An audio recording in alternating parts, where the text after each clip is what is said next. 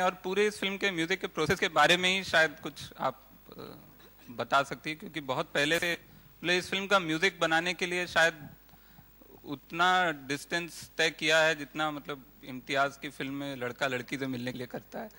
बहुत दूर दूर तक देश परदेश कॉन्टिनेंट तक बदल बदल के गाने ढूंढे गए हैं इस फिल्म के। अपने आप को काफी सारी सिचुएशन में भी डाला है स्नेहा ने इस गाने के लिए।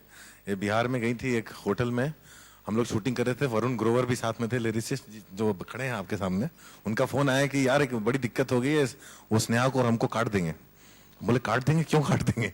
हम लोग की जान निकल गई। उन्होंने कहा नहीं होटल में वो स्नेहा ने जाके गाली गलौज कर दी, क्योंकि होटल के कमरे में चींटी काट रही थी इनको, और वो उसने बोला कमरा बदलो। आदमी ने कहा कमरा नहीं बदलेंगे, तो स्नेहा ने गाली दे दी। उनका था कि एक औरत हमको गाली दे दी, हम काट देंगे। नहीं, लेकिन तो सबसे मजे की बात थी कि पटना में जैसे ही होटल वाले को गाली मिली तो सबसे पहला उसका रिएक्शन, जो कि सिर्फ पटना में हो सकता है, ये था कि अनपार्लियामेंट्री लैंग्वेज मत इस्तेमाल कीजिए।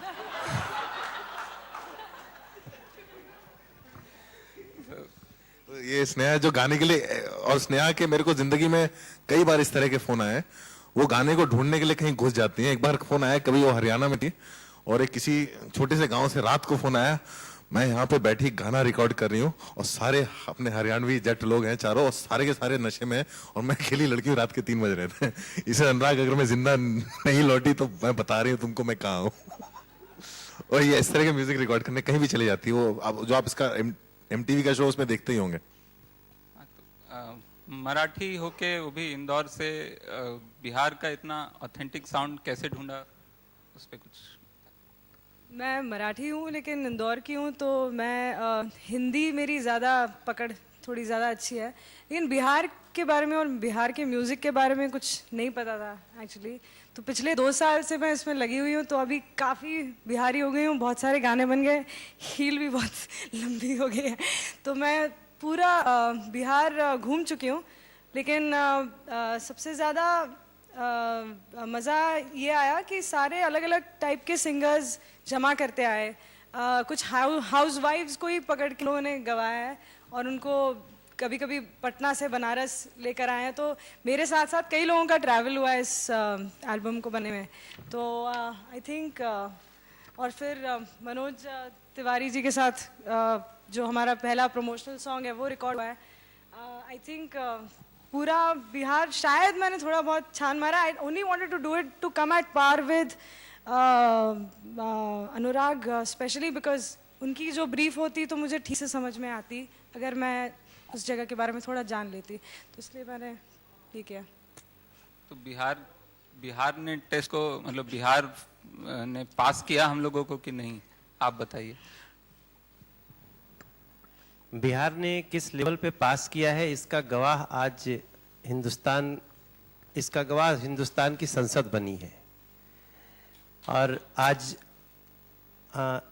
ये आपका प्रयास है कि आप लोगों ने एक रीजन के कंटेंट को लेकर जिस तरह से दुनिया में इंटरनेशनल फिल्म कॉन्स में गई और इसकी चर्चा आज संसद में हुई है, और हमारे होम मिनिस्टर ने संसद में भोजपुरी में बोला, जबकि भोजपुरी अभी संसद की 8वीं अनुसूची में, संविधान की 8वीं अनुसूची में नहीं है।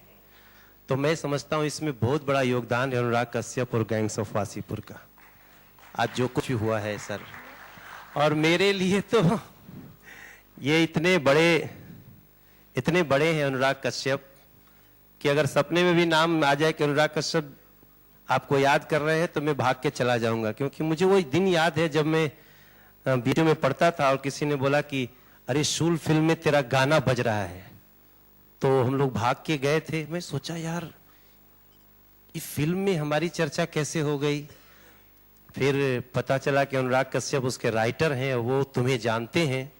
तो मैं बोला यार ये सब झूठ हो सकता है। लेकिन जब अनुराग कश्यप जी ने मुझे इस गाने के लिए बुलाया तो मैं तो शूटिंग में था, फिर भाग के गया मैं, और मुझे पता था कि ये लोग जो भी कराएंगे। मैं स्नेहा को जानता नहीं था, उस दिन मिला तो मुझे म्यूजिक डायरेक्टर्स के बारे में पता था कि ये बड़े नकचड़े होते हैं, थोड़ा सा स्टाइल में बुलाएंगे, और हम लोग तो थोड़ा सा बड़ा संभाल के गाने वाले हैं, तो पता नहीं किस रुआब में यही सुर लगाना है, यही एकदम ये सा नी धा। तो मैं बहुत डरते डरते गया था। इनसे 5 मिनट मिला तो मैं नॉर्मल हो गया। डर फिर लगता था कि लिखने वाले कौन है, तो मेरी अक्सर मेरे एक अंदर बड़ा कीड़ा है गीतों को ठीक करने का। मैं बहुत बदनाम हूं इसके लिए। तो मैं बोला कि अच्छा वरुण जी, तो मैं लेके वैसे भी 5-6 गलतियां उसमें ढूंढने की कोशिश कर रहा था। अगर अनुराग कश्यप जी नहीं आए होते स्टूडियो में तो शायद मैं कुछ बोला भी होता, लेकिन ये जैसा बोले कि बिल्कुल बिल्कुल ये सही है, तो मैं सोच लिया कोई इंटरनेशनल सोच का आदमी बोल रहा है, मैंने वही कहा दिया। तो और सच बताएं, जैसे कि ये लाइन है ना कि अरे तनी नाची गाई के सबके मन बहलावा रे भैया, तो मैं सोचता था यार ये नाच गाई के क्यों। मेरे कंफ्यूजन को दूर करने के लिए मुझे लगता है पहली बार एक कलाकार सम्मान सिंगर का हुआ होगा, इन्होंने मुझे वीडियो दिखाई